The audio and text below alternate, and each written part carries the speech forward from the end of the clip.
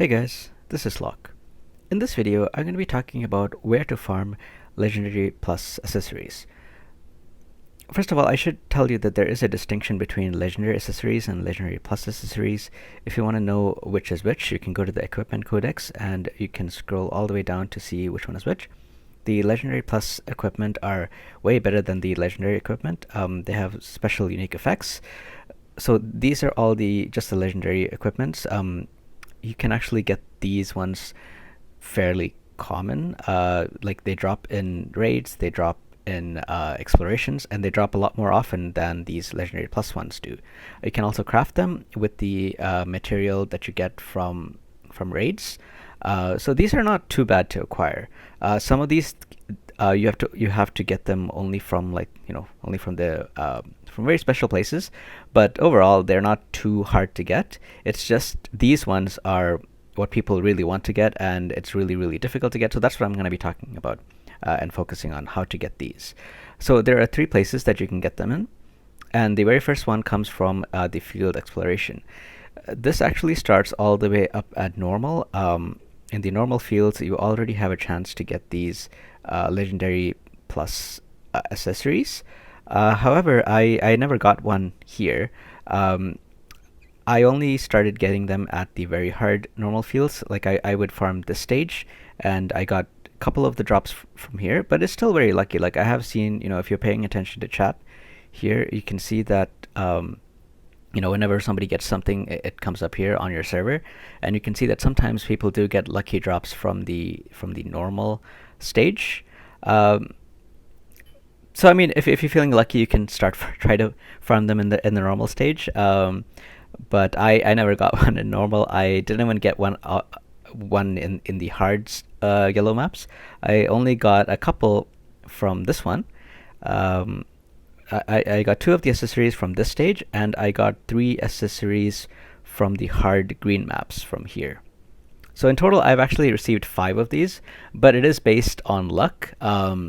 Unfortunately, like some people have been farming this for well over a month and haven't even gotten a single Legendary Plus accessory to drop.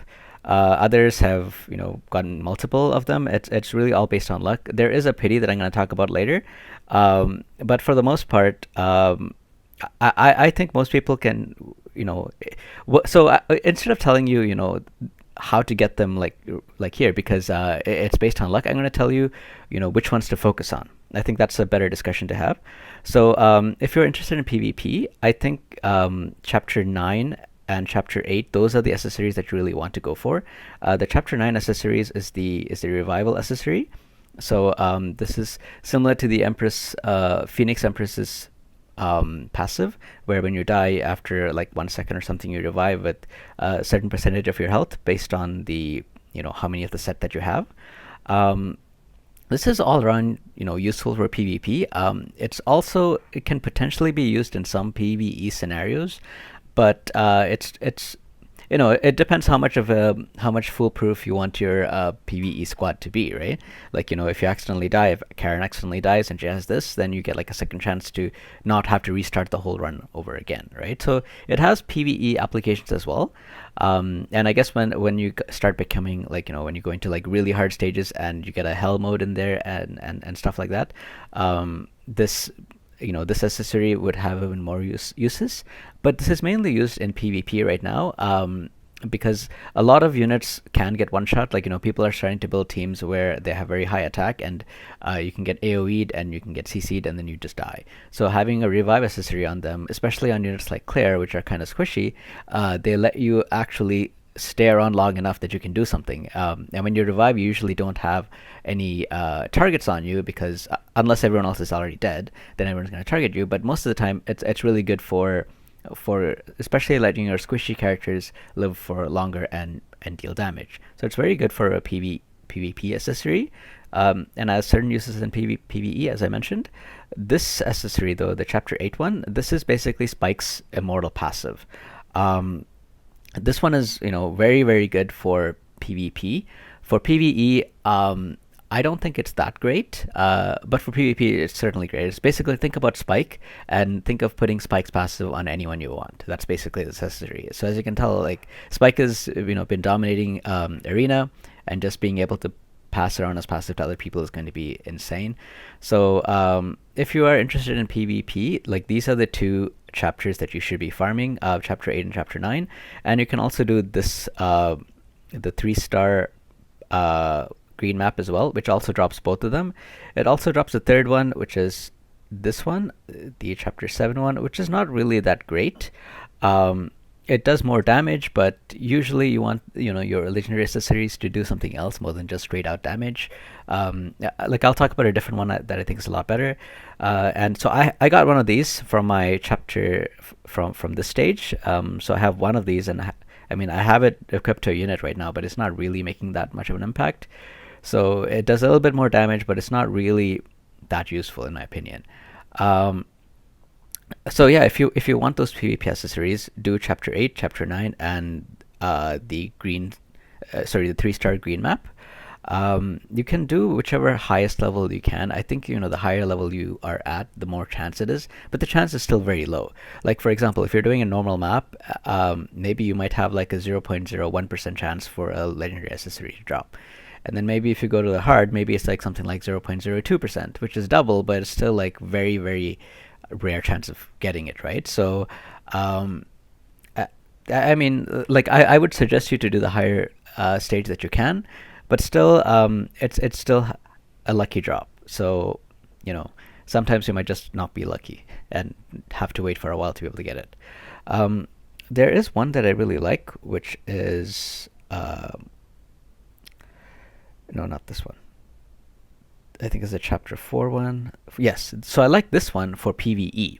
And I think it's especially useful on healers because healers or other debuffers. So the reason I really like this one is because for healers, like Karen, I like Karen as an all-around healer, but sometimes her heals are just not enough to to sustain the whole party, so I have to bring a second healer. However, if I have this accessory and I have like a whole set of this, basically my cooldowns get reduced by half, right? Because every attack I remove 1 second of cooldown. So if a cooldown is typically like say 10 seconds, it goes down to 5 seconds. So she can now start spamming heals. Actually, I think her heals are around like 20 seconds, so it go down from 20 seconds to 10 seconds. So basically, using this accessory is like I'm having a second healer without actually having to have a slot for a second healer. So I think it's very useful for PvE, and also units like debuffers like Chris, right? So Chris has a skill that lets him decrease the defense of a boss, and I think the skill lasts for 20 seconds and the cooldown is 30 seconds. So if you can put an accessory like this that reduces the cooldown, I think by like 10 seconds or 8 seconds or something. So basically, it's like he almost has 100% uptime of his decreased debuff skill, which is really good. That's really that's one of the main reasons you want to bring him, right? And this can be useful on Rachel in the same way. Like she can, cycle her skills faster. She can apply these debuffs to the boss, and they basically have an almost 100% uptime of these debuffs. So I think this is one of the best accessories for PvE. It's not so useful for PvP because most of the time I just get one cast of the skill and then the units die, and if they revive, all of their skill cooldowns are reset to 0 anyway, so they don't really benefit from this as much. So it's not that great for PvP in my opinion, but it is like really, really good for PvE. And if you want to, if you are strictly farming PvE, I would suggest doing this stage. I think the chapter 4 stage is good for that. If you're trying to farm this from the green maps as well, then you have a chance to get this one and this one. And these accessories aren't bad. They're okay, but I don't know. I think that so let me talk about it a little bit. So chapter 5, what this accessory does is it's similar to the rage accessory I talked about, where it gives you immunity, but you need to get debuffed first. So it has uses in PvP as well.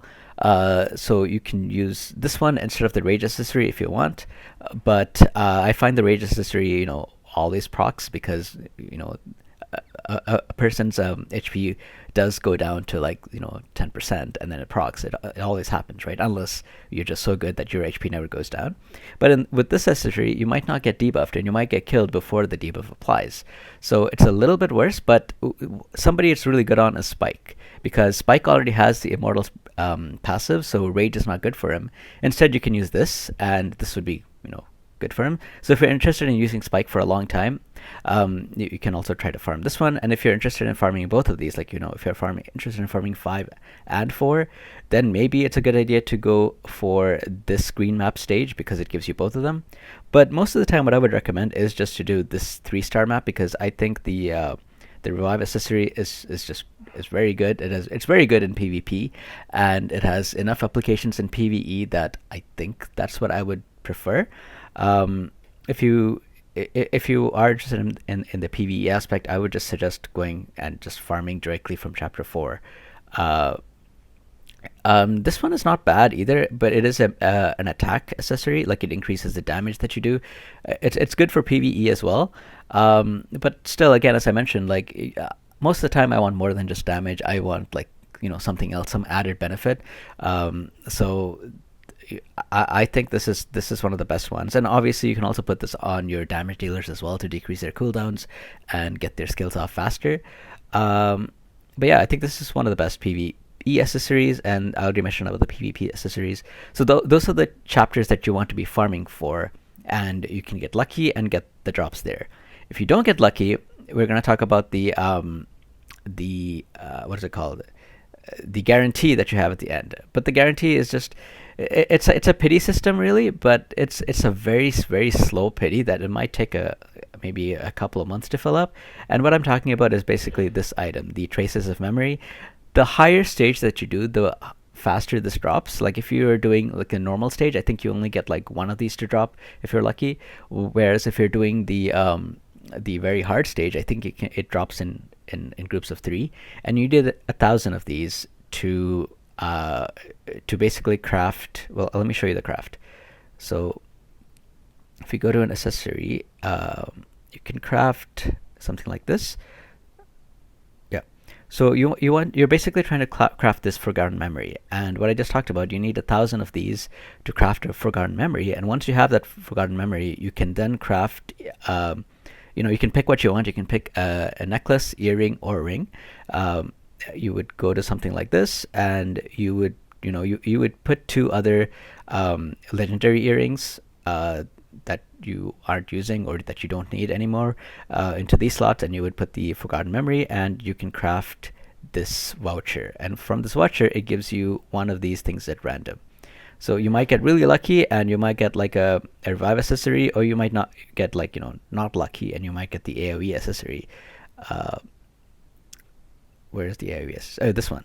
Yeah, you might get this one, which is considered like one of the worst ones from all of this, because it's not as good as the other ones. So it's still okay. I mean, if you have nothing, it's better than nothing, but it's not great. But anyway, this is the pity system. But I mean, I've been doing this, for a very long time, and I still only have 700 something. So, and I'm also farming the very hard stage, which is giving me 3 at a time. If people are farming, the normal stage, and you're getting 1 at a time, it's going to be like 3 times as slow as what I'm getting it. So this pity is going to take quite a while to get. Maybe they're going to do events where they're giving out some of these at a time. Maybe they're going to make it available in the shop. I'm not sure. But right now, it does seem like a very, very slow pity to actually hit it. So that's kind of like the second method that I'm talking about of getting these legendary accessories. It's basically being able to craft them. There's another way to actually craft this Forgotten Memory. You can craft it with these Forgotten Memory pieces. And how you get these Forgotten Memory pieces is unfortunately kind of limited to doing well in PvP. So you can get them from the arena, but it is limited to just the top ranks. Like, I think you have to be at least legend to get it. So like, you get 5 at a time if you're in the legend. Like, if you have 6,000 points or higher and you're the top 1,000, you can get 5 of these Forgotten Memory pieces. You would need to get this at least 20 times to craft one. But whereas if you are like up here, you can get 25 of these. So but it is very limited, and especially if you're on like the Asian server or something, where there's a lot more competition than the North American server. So it's going to be really really hard to get to the stage. And unfortunately, like even the superior boxes don't have that. They only give you the light crystal shards. So unfortunately, it is very very limited, especially in arena. In the Guild Wars, it's not as limited, but in the arena side of things, it is very difficult to get to the stage where you can consistently get these forgotten memory pieces. And unfortunately, that's just kind of how it is. I mean, I wish the system wasn't like as limited as it is, but that is what it is. And I'm just giving you the information of where you can find these. Thankfully, the Guild War that I just talked about, it's not as bad. You can get them, even at a bit lower ranking. So again, this depends on what server you are, because typically the North American servers have less competition, so you can rank higher, whereas the Asian servers have even more competition, so you might be ranking lower if you're if you're an average player or something. But if you are within, like, say, the I don't know, the top 100 guilds, you can get 65 of these. Sorry, not 65. You can get 55 of these. When the season ends. So if you can do this, like, if you're ranked within the top 100 twice, in 2 season ends, you can build, you can get one of these. You can craft one of these forgotten memories, and you can change that into a Legendary Plus gear. So it is slow, but it is a way to get it. It will take some time, but it is there. So that's the second way you can kind of get this. You can what's it called? You can craft these. You can get them by lucky drop from exploration. And the third one is not exactly available yet, but I'm just telling you to keep a lookout for it. And that comes from events. So you can, events like this, or events like this. In the Korean server, they started popping up these events where they let you get a Legendary Plus accessory of your choice. You can basically pick whichever specific piece that you want. And so I'm assuming that they're going to come to global, soon. So I urge you to keep a lookout for it and make sure that you do those quests to get it, because I think those accessories are basically the end game right now, right? Like if you have these accessories, you're going to do well. You're able to take on a lot more content. You can do much better in PvP and so on and so on. So it's really important, to get these accessories. So if they have an event where they're dropping it, make sure you do that event, because I think that'll really help you out. And if you're unlucky and you're not able to get it, I mean, it is what it is. Hopefully they make a change. It seems like they are in from the global servers. It seems like they are listening to our feedback, because we were complaining for so long that we were not getting leathers. Like we had a lot of these. Let me show you.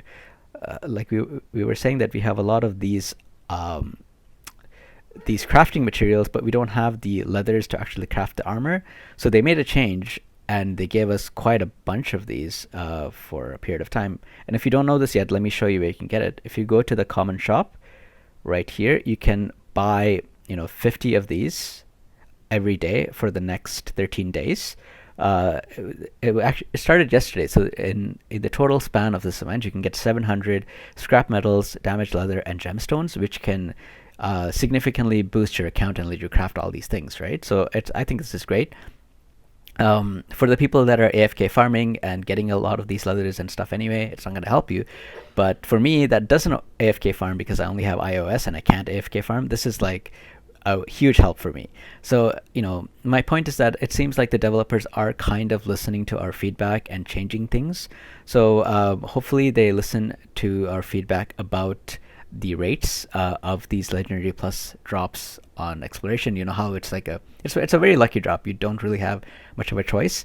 So hopefully they listen to us and they make some kind of change. But right now, this is the information that I have, and these are the ways that you can acquire it. So I hope that you find this information helpful, and let me know if you have other questions or comments, or if you have something that you didn't quite understand. I will do my best to explain it better. But for now, that's it. So I hope you guys enjoyed this video, and I hope to see you guys next time. Take care now.